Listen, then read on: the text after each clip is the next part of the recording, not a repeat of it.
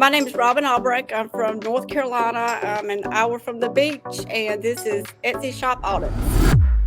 The first mug I sold arrived at the customer's house broken. So then I was kind of like, my first one. It was a Christmas Right. gift, and there's no way I could have gotten it back to her by Christmas. I was like, this is not going well. All right. So, Robin, I'm going to go through this real quick. You tell me if I have everything here correctly. This is what I took off of the intake form that you filled out for doing this Etsy shop audit. So, Saltwater Paper Design is the shop name. Shop age started July 2023. So I'm doing some math. That's around 7 months. The niche, that there you had a bunch of things in there, but you said probably brides and birthday is kind of where we're at. Sticking point, what to focus on.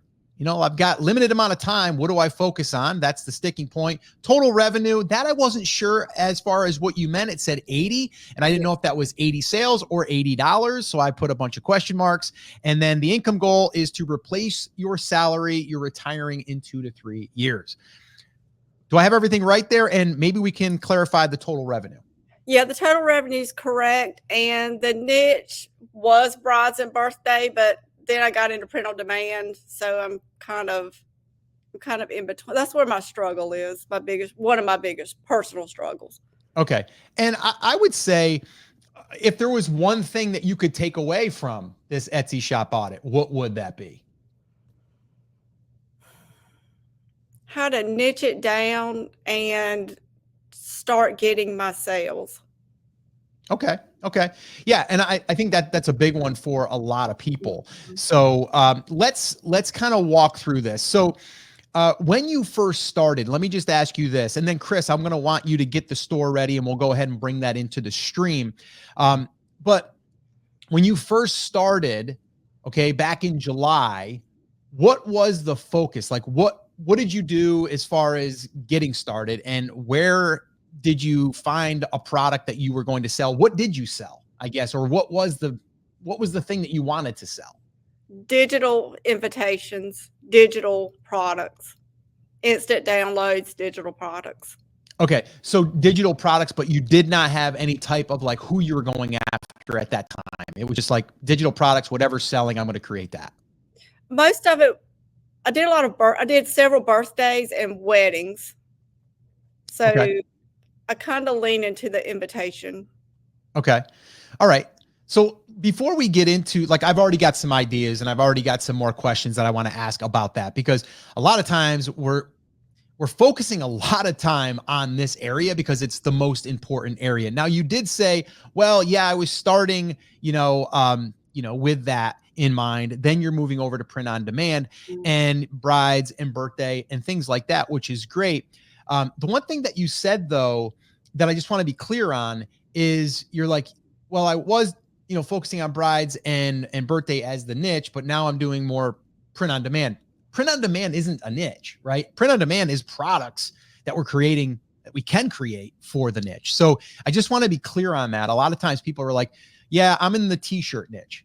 It's like, no, you're selling t-shirts to specific niches. It just might be a lot of different ones, right? So we just want to get clear on that. And a lot of times these turn into us really digging deep into who it is that you're actually targeting. So I do like brides and birthday. That's like, at least we have something that you're looking at, but we're going to dig into the shop a little bit and see like what kind of stands out to us as far as like who it could be that you're, that you're serving. So Chris, do you want to pull that up real quick? Yeah. So I have this pulled up with the Everbee overlay. Do you want to look at that first or just the shop? Let's just look at the shop. All right. All right, cool. Okay, awesome. Okay, yeah. So why don't you walk me through real quick as far as, okay, this is your shop, this is your banner. Like if someone asks you, they say, hey, Robin, like, what are you doing on the side? Like, what are you doing? Like, you're doing this Etsy thing. Like, what are you telling people? Like, what do you sell? See, and I see where you're going. That's a good question, because it looks like one side's got your digital downloads, the other one's got print on demand. Mhm. But I see what you're saying also, except, I live near the beach, so my brain goes to beach most of the Sure. time. And 3 out of the 4 are water related. The 5th is a party invitation for Mardi Gras. So I see where you're going with it. It doesn't Yeah. really. Yeah, it's something like a lot of people do this, right? They're just like, okay, like it's just random stuff, right? Mhm. So I kind of look at it like, okay, I'm here in beach, live by the beach, like the beach, like maybe, and you said you've, sold birthday invitations, you've sold wedding invitations. So I'm thinking, okay, weddings, okay, maybe, okay, like let's kind of spitball here a little bit and kind of like play with that. So I'm thinking you like the beach, you like the beach look and feel and all of that. People have wedding beaches, right? Or beaches on or weddings on the Beach beaches is what I'm beach trying to say. weddings. Beach Yeah. weddings, that's what I'm trying to say, Chris. And so that could be an angle, okay? Because we need to identify the niche. And this goes for anyone watching this. It's like, this is like probably the number one issue and the number one reason why people are not getting traction and not getting sales. It's because they're not focused on a niche and a niche that has demand. Now, there's probably not as much for, and maybe there is. People are decorating their beach house, right, or beach condo, right, or people are doing Airbnbs now and they're decorating that. So there's decor for beachy themes. Hey, real quick, I wanted to give you a little behind the scenes on how these Etsy shop audits even happen. Every single month, Chris Schaefer and I, we meet and we batch record 3 to 4 of these episodes. Then they get edited and they get posted like the one you're watching right now. But what we decided to do is create what we call our Backstage Pass Club. This is where all of our club members, they get to join us on that recording as we're doing it live. The other cool thing is you're able to ask questions and you also can get access to the recordings before they ever air, immediately, raw and unedited. You even get all the questions that were asked that you might have missed because, well, maybe you couldn't attend that one live. So if you'd like to be part of our Backstage Pass Club and join our next batch recording session, head on over to brandcreators.com/club or click the link in the description. Now let's get back to the audit that could be created, right? There's the, I'd rather be at the beach, type of stuff, right? That people are into, all right? So there's all of those things. Then you take, okay, let's say a wedding niche is, we know, a huge niche, like massive. We know it's got a lot of demand. So now what we're going to be wanting to do is we're going to say, okay, what's the demand for people that are decorating in a beach theme? How many people are sending out invitations for a beach wedding, right? We might want to do a little bit there, right? So you see where I'm going. I'm not looking at Mardi Gras, right? Not looking at that. It doesn't relate to what we're doing. Okay. Does this make sense so far? Yes. Okay. So then let me ask you, and you said like, now you're doing print on demand, before you're doing digital. You can do both, right? There's nothing wrong with that as long as they're cohesive, right? That's the big thing. So Chris, just scroll down a little bit and let's kind of just take a glance through.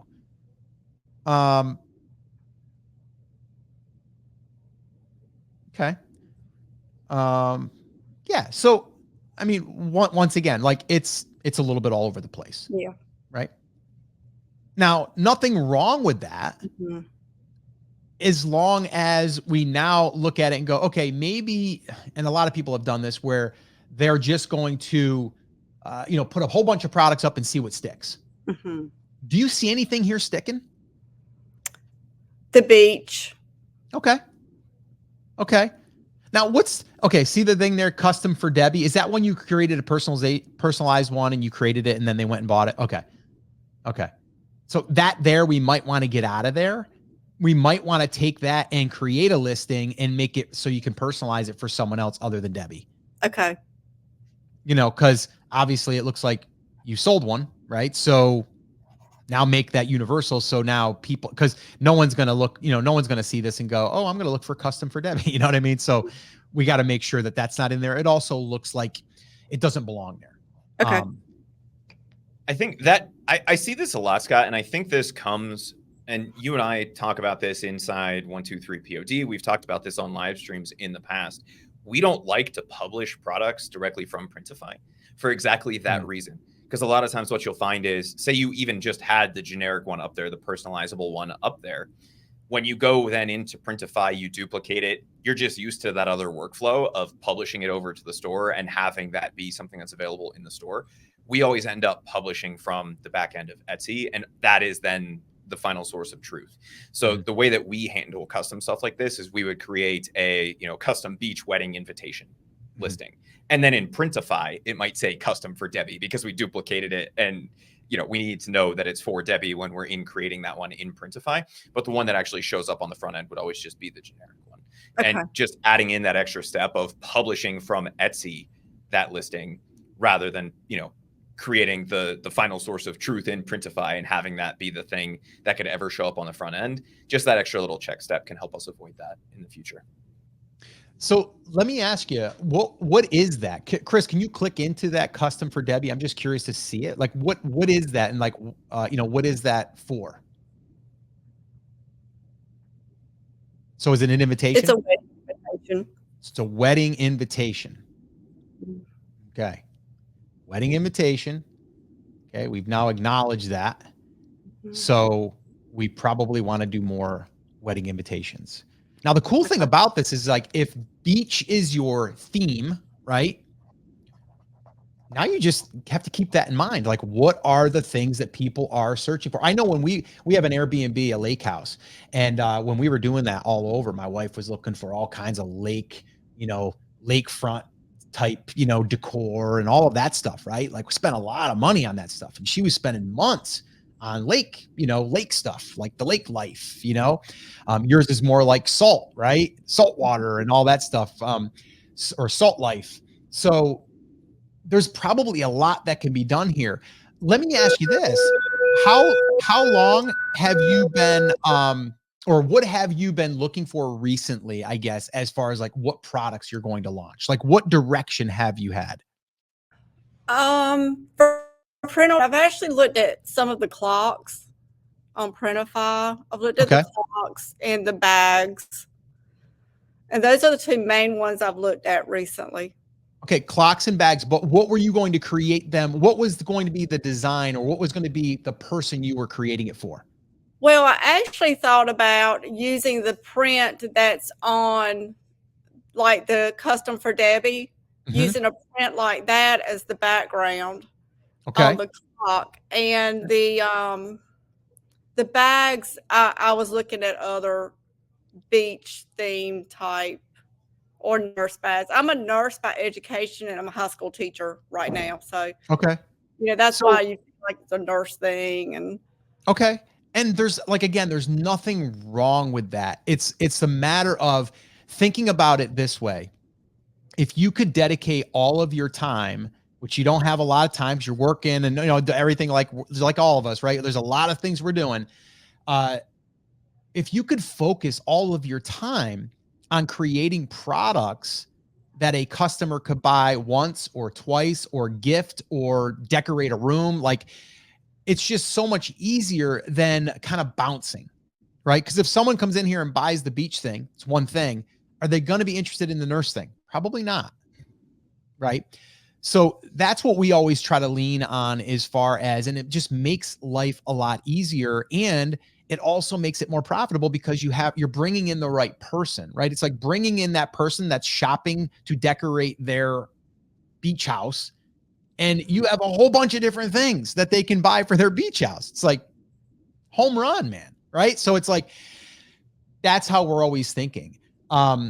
And it sounds like you kind of want to go that direction because you live by the beach, you love the beach, right? It's like it's part of you, so it would probably be fun to do. Right? Okay. So, is there anything that I'm missing there, or is there something that you're like, no, I'd rather go in another direction? No, you're not missing. You're not missing the boat. No, you're Okay. not. I just need that guidance as to helping me narrow it down, Well, and I Yeah. kind think of push me in the right direction. Robin, this is a problem that a lot of people have, right? You have basically this store is everything that is you and your personality based on this conversation, right? You're like, it's the beach, it's nurses, right? Like it's all of this stuff. And that's really cool. And I'm glad that you can show that off. The downside to that is it gets confusing for people. So if we can find one area that you know you're extremely passionate about, whether that is nursing or that is the beach side of this. By the way, if we go nursing, we need to change the shop name probably.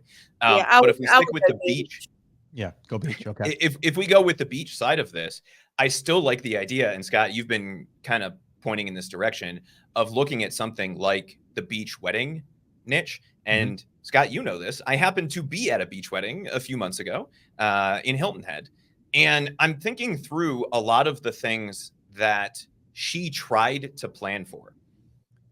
For example, they had a custom box for everybody to put their shoes in when you got to the sand, right? They had all kinds of little custom things to get rid of the inconveniences that come out of getting married on the beach. And not the inconveniences for the bride and the groom, but the inconveniences for everyone else, right? If you're going to a normal wedding, what are you wearing? You're wearing a suit, you're wearing a nice dress, you're wearing heels, you're wearing dress shoes. That doesn't happen at a beach wedding. So it's an entirely different sub niche of the wedding niche in terms of the things that people are looking for and buying. That's just the ceremony side of that. Then you can add in, you know, the beach bachelor party, beach bachelorette party stuff. You can add in the what's the word for like the dinner, not the rehearsal dinner, but like the celebration after the actual ceremony. What's the word that I'm looking for here?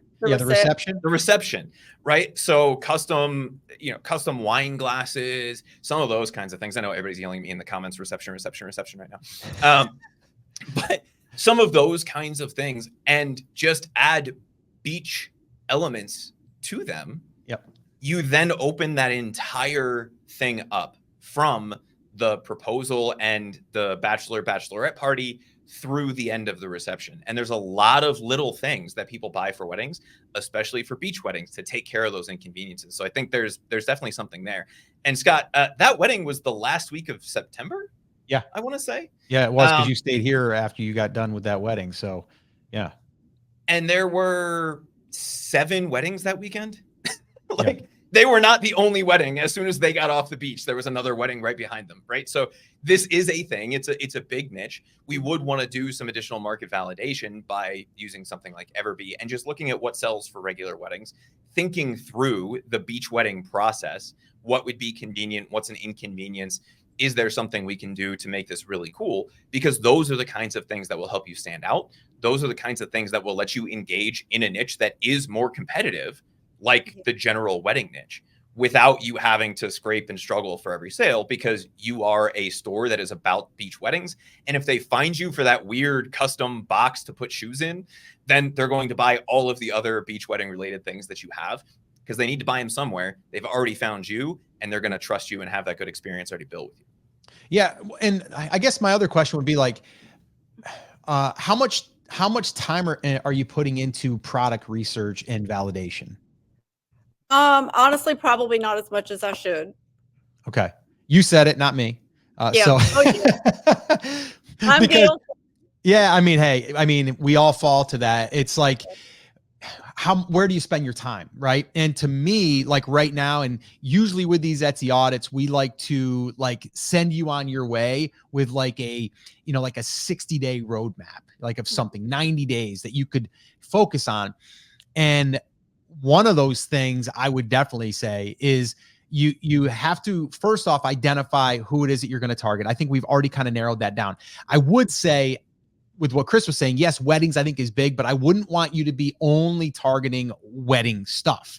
I'd want it to be beach, and then that way there we can tackle home decor people and wedding people. And then that way there you're getting across. So I like that. Anything that falls under the beach realm, I guess, is where I would go with that.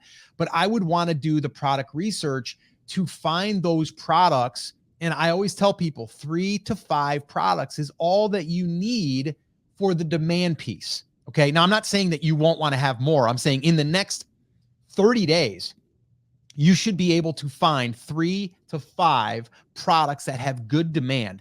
And good demand, a lot of times people are like, well, what is that? It just depends on what it is for you, right? If you want to make an extra $1,000 a month, well, you have to base it off of that. Like how many sales are you going to need from your profit that you're making. And then you start to see, okay, yes, here there's 100 sales happening a day through multiple people, like multiple sellers. And then you're like, well, I know that there's that many sales happening a day, so I only need 10 a day.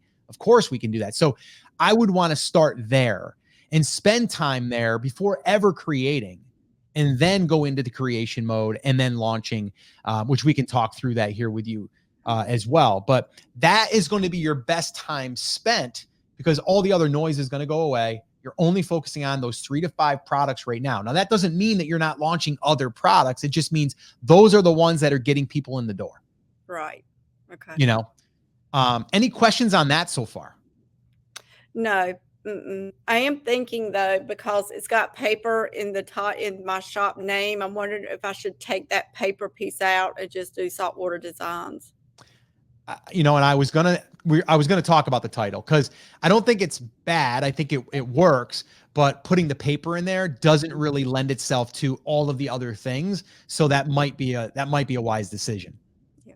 Yeah. I mean, you thought of that, so I mean, we're on the same page. And I think it even looks better, right? If we look at the banner, we can see saltwater designs. We have the little starfish here, which looks really cool. It's readable, it's understandable. And if you're going to the beach niche, then it explains everything, right? It is an all-encompassing name at that point. If you're doing the wedding stuff, that's fine. If you're doing custom beach towels, if you're doing family beach adventure stuff, right? Whatever that is, that all falls under saltwater designs, and people are going to know what it means. You're not going to be limited by the name, by people thinking, oh, she just sells wedding invitations or beach invitations, right? Yeah. I would also spend some time, stay right there, Chris, on this shot. So I would definitely spend time on your banner.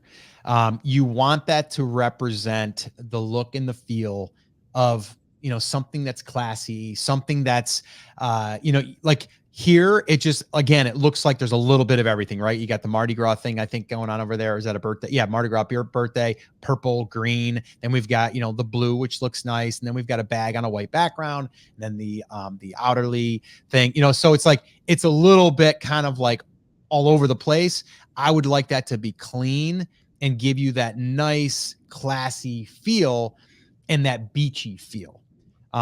And, this might even be something that if you don't want to do it yourself, you hire someone on Fiverr to do one for like $10, and you'll have a professional designer whip one up. You just got to supply the images, or go into Canva and, build one there, but use one of the templates or something. But I think it's important to make this represent the brand.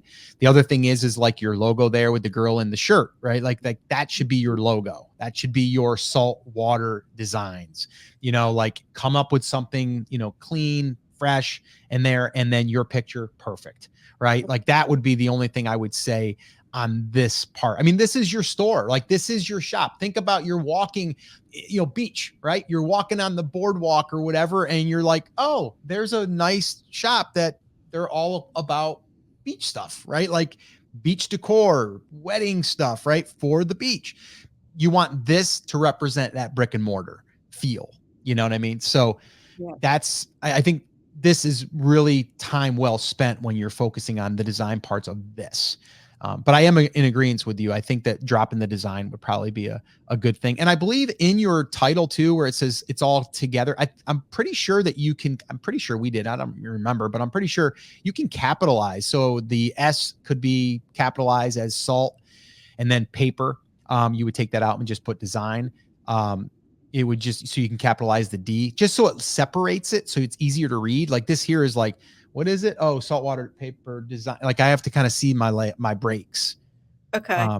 So that's just a little something that you can I'm pretty sure that you're able to do that. Okay. But it's cool. You got 5, you got 5 stars, right? You got that, you got 24 sales. I mean, hey, it's a seasoned shop now. It's 7 months old. Like people will say a lot of times, like, what should I do now? Should I, should I start a brand new shop? No, you should just rebrand this one, right? You've got history through it. Yeah. you know? All right. So anything else that you would like to talk about this? And then what we'll do is we can jump into maybe a listing, maybe one of the ones that's more of the beach side, and we can kind of look at the listing just to kind of make sure that we can cover anything there on the optimization side. Okay, I'm good. You good with that? Okay, cool. So you got everything. We're good to go. All right. So Chris, why don't we do that real quick? Why don't we jump into one of the listings, and we can go ahead and just at least take a look at it for optimization side. Oh, and one other thing, on the left-hand side there, all of your categories, you probably want to update those too for what we're going to be doing moving forward. Okay. Okay. So Scott, how would you update these? So it'd be beach birthday things, beach baby shower, or baby shower on the beach, because we can make these human readable. They don't just have to be keywords, right? Vacation planners or yearly beach themed planners, right? Something like that. Just think of the keyword somebody would be typing into Etsy to find a beach themed planner, right? Which in that case, I guess would just be beach themed planner, but you get where I'm going with that. Scott, let's dive into this one, since we know this one has sold. Okay. And we sold this as a custom listing, I believe. This is the same one, correct, Robin? It is. It's fine. Yeah, this one's fine. Okay. Okay, cool. All right. So let's go through it. So first thing I'm noticing is you're basically giving them this. They can edit it themselves in Canvas. You're not personalizing this for them. Correct. Okay. So this is an editable template is what you're selling. Yes. Okay. Now, as simple as that seems to you or I, if we're able to personalize it, we, number one, get to show up in personalization, and we can probably charge a little bit more. Now, it might not be, your time, you're not able to do it. Totally get it if you can't, but whenever you can do any personalization, it's going to give you another opportunity. And some people just don't have Canva or don't want to get in Canva, don't know what Canva is. I mean, you and I do, but not everyone in the world does, and some people just don't want to monkey with it. So that's another opportunity there, I believe. Images. I know it's a digital product, but I mean, a nice thing to show here would be someone receiving it or holding it in their hand. And I know there's mock-ups that you can use inside of Canva of people you can just put in there like, woman holding card or something like that and mock-up. And then you can basically place that in as the mock-up. So I think something bringing it to life, maybe it, standing up on a table and a nice, tablecloth to give you that feel versus it just being, 3 images here of the template. So those are some things that I would probably think of, because this here, now I'm just curious. So is this just a one-sided template? It is. Okay. So it's just the front side. Mm-hmm. Okay. That's totally fine. The only thing I'm looking at it is like looking at it here. It looks just like it's not printed.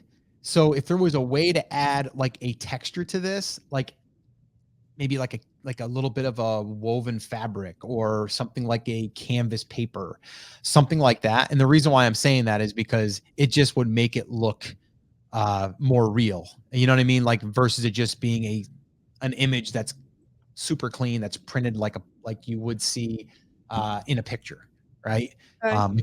If you got a picture printed at Walgreens of this thing, it probably wouldn't be the type of invitation that you would be wanting to send out to people, right? You would want to send out something that was more linen, more, more of that textury feel. So by just adding that little bit of a touch there, maybe a little bit more of a drop shadow on this, so it looks a little bit more separated. And these are just little minor tweaks, but it just, to me, could make your product look even nicer. And that's what I need. That's why I'm here. So two things on this. So Scott, would you suggest just printing this anywhere to get one, or would you rather see her layer over a texture in Canva to get that effect? Yeah, I mean that's an option for sure. I mean, you could put that, that canvas texture on it, and then when it's printed, it looks like that. You could, I think it would look better if you actually if it was printed on fabric paper. you know, that style. So I don't know that I would do that. I think I would just show it and maybe just say example on canvas paper or something, or linen, you know, ivory paper or something like that. And then if we're sticking with the wedding stuff, at least in terms of this conversation, right? We're going to expand the shop out later. One thing that is becoming popular that I don't see on this, and Scott, I don't know if any of your kids did this, but it's a thing now apparently, is that everybody builds a wedding website that then goes over to their registry. Yep. Right. So the wedding website will typically have the actual ability for people to RSVP, and then it will link over to whatever their wedding registries are, where they're registered different places. I know that people can add that in here, but the fact that they don't see it in the template is something that would stop a lot of people, because they're going, well, there's just not a place for it, right? There's the date and the time and the location, but there's no place for me to put the thing. And so having that there, even just dropping that extra line in, would be really cool. The other thing that I've noticed recently with wedding invites that I've gotten is they're coming in all sorts of shapes and sizes now. And something that seems to be really popular recently, I've gotten, I think, 3 of them now, are coaster save the dates. Okay. Because they're cheap. And, you know, you don't have to go to like a professional print shop. You can go online, you can edit your own template and then send it out. And it's something that people will keep and use, even if it's just like the not foam, but the cardboard coaster type of a thing, versus it falling off the fridge and people having to dig around and find a magnet or losing it in a pile of papers. They put it on the end table, or they put it in their kitchen, and it's something that they see on a daily basis to actually remember that. So if we can offer this, a similar design in a bunch of different form factors, I guess would be the right word, where people could apply it to different products, that's awesome. And then if there's a way that we could take this same thing, offer it as a personalized listing, and then just print these, because it is a save the date, not an RSVP. You don't necessarily have to ship these all yourself. You could send one order to the bride and groom, and then they're going to ship these out themselves. So it's not like you'd have to worry about that. You could just do a run of 500 of these from anybody that you trust as a print on demand partner for a coaster, for a, whatever the cool new invitation style is, and sell that at a much higher price per unit using the same or a similar design. Yeah. I was thinking that same thing, Chris, is like, a lot of people that sell digital items, like they're selling one item, right? This here lends itself to you being able to, yes, offer it digitally. If they want to print them themselves, they can, right? If they got to do 100 invitations, they're still going to pay for 100 things to get printed.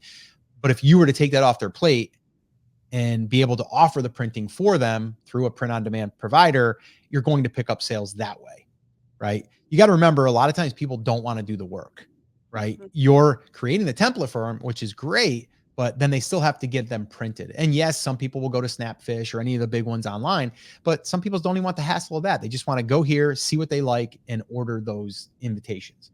So I would definitely recommend even just trying it, putting it up. I think if you personalize it, it's not going to take that long to personalize an order, right? Once you personalize it, boom, off to the printer, and then they're going to print and ship.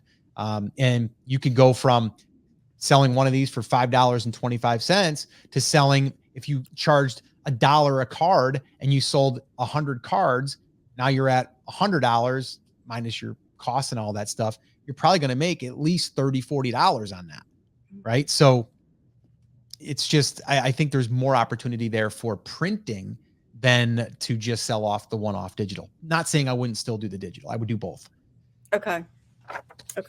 I think especially in terms of weddings, if you're doing anything digital in the wedding space, anything that you can take off, and obviously not a bride, right? But everybody yell at me in the chat if you disagree. Anything you can take off the bride's plate is probably a good thing. So if we offer them the option, like if she really wants to do this, or she wants to make her future husband do this, she wants to make her maid of honor do this, whatever, they're going to buy the digital version. But the vast majority of people are going to say, that's one less thing. I don't want to go to a weird local print shop. I don't want to dig around. I'm more than happy to pay you $2 a coaster to do that. And then all we have to do on the back end is go to Printify. I just did a little bit of looking here, Scott. I found a coaster that's very sneakily similar to the one that I got. And it sells for 50 or 100 pieces at $42. So they'd be less than $1 each to print. We could sell them for easily $1.52, $2.50, and then the customization on top of that. Yep. And so all you would have to do is say, hey, it's a minimum order of 50 or a minimum order of 100. And then you make a much bigger chunk of change for what is 10 more minutes worth of work on your side, because you're the only difference is you're going into Canva at that point and changing Anna and Brian to Chris and Scott. And then Chris and Scott get married.com goes into the wedding URL, and that's pretty much it. Cool. Okay, so let's go through the listing a little bit more, though. I think the optimization side of things is decent. The pictures, I think we can update. We can make them better. We can add more. Your title and stuff look good. You've got, like I said, you've got reviews in here. And then go right there, Chris, where learn more about this item under the description there. Okay. Yep. Okay, that all looks good. Keep on going down, Chris. See what else we got. Okay, 1 5x7 editable template. Cool. Yeah, so there's really not anything here that I would say you need to do, right? Like, other than, I mean, you've got everything there. Everything is, explaining what they're getting, what they're receiving. But I would say the print stuff that we just talked about, bigger opportunity for doing the print on demand. I want to throw a little comment in here from one of our Backstage Pass Club members. Fatty Pancake says, if you had a customizable designs for beach related items, people can customize how they see fit, wedding, birthday, etc., which opens up opportunity for sales. And it's kind of what we were saying, right? It's a great idea to be able to create those things that are personalized for the wedding. So I really like that. All right, Chris, anything else? Robin, anything else you wanted to address here before we send you on your way with your action plan? I'm probably going to need to loosen up my anxiety. It's not really anxiety, but I get a little nervous with print on demand because I'm scared that what they send out might not be right. Does that make sense? Mm-hmm. Blurry or so. I've ordered some samples, so I guess I probably need to order some samples of the coasters. Yeah, I would, and then take it slow, but not too slow. Like, get over that fear. I will be honest with you. My wife had a similar fear, and she got over it pretty quickly after we saw, like, okay, like, it's working. Like, like, the people are happy. These are good products. The quality's good. This is why you're doing your research of the manufacturers as well. And you do that right in Printify, and you can see their score. You can see, what they've been rated for on their shipping, on their customer service, and all that stuff. And Printify is who we use, and they're always really, really good about any type of issues. But yeah, in the beginning, it's going to be, you're nervous, right? Because you're like, I'm shipping this, and what if they're not happy? Or what if the print quality isn't what I want it to be? That's totally normal, but we have to get through that, right? We have to get through that fear, because there's way more opportunity on the other side, right? It's just this one little thing that we gotta get through, and you will. The first mug I sold arrived at the customer's house broken. So then I was kind of like, my first one, and it's broken. Well, get that out of the way. Get that out of the way. It was a Christmas gift, and there's no way I could have gotten it back to her by Christmas. I was like, this is not going well. Yeah, I know. I know. You got that out of the way early, right? We're saying 1 out of 50, 1 out of 100, you're going to have a problem with. You just got yours at the beginning instead of at the end, right? And so one of the things, Scott, and I think this is a great piece of advice that you've given a bunch, which is, if you find something that works, stick with that provider. Yes. So if you find one person who prints really, really high quality sweatshirts, don't go digging around looking at the other 900 variations of, oh, there's like a hoodie on and it falls over the left shoulder instead of the right shoulder. Don't screw around with that. When you find somebody that you like and you get a good quality sample from somebody, roll that out across all of those products that have that same product, right? All of the different variations of that product, all of the different designs. That does a couple things. One, then you only really have to order one sample. If you make a massive design change and you want to make sure that it's going to print exactly the way that you want it, by all means, go order another sample. But the other thing that that does is it massively reduces what you do on the customer service side, especially with things like clothes, where every manufacturer and every cut of every sweatshirt is going to be different. You only have to learn one size chart. And you say, okay, what's your shoulder width, or what's your waist size, right, for pants, or any of those kinds of things. You go, you're a medium, you're a large, you're an XL. The same thing applies with mugs, with coasters, with anything else. If we find one person that we like, then you can kind of master that product and roll out your designs across that one product. You don't have to order samples for every single design then either, because you know what the expected quality is from that manufacturer. And then if they don't meet that for some reason, then you have that conversation at that point. Yeah. I was a little unnerved when she emailed me with the busted mug. Yeah. Well, it's how you handle it though. It's like, and I understand it's like, it's growing pains, and if you contacted the manufacturer and they gave you a hard time, that would be another story. And I get it, right? If it's before the holidays, they're not going to get it. You feel bad because you're like, how can I make this work? And it's not possible. For the most part, right now is the prime time to be testing stuff because it's not as busy, and they're not waiting maybe because their wedding is 2 months off, 3 months off. They're going to get it way in advance. They're not trying to rush to the last minute to get a mug, right? So I would say start, if you want, order some samples. We don't order samples of everything, because once we're good with a manufacturer and they have other products and we've already validated that their products are good, we roll with it. And we're going to let the customer tell us if there's a problem with it. And if there is, boom, it's like anything else. We're going to pull the inventory. We're not going to offer it anymore until we get it fixed. But I would say in the beginning, you want your own, like, touch it, feel it, see what it's like, see the quality, see what a customer's receiving. And then from there, you can move on with other products. The second mug I sold wound up going to England, so I sweated that the whole time. It's like, not only did I get a broken one the first time, now this one is going to England, and I Didn't don't get even their success. We're going to recap a little bit, but we're going to give you your action plan, and I want you to let me know if it's something that you feel like you can do.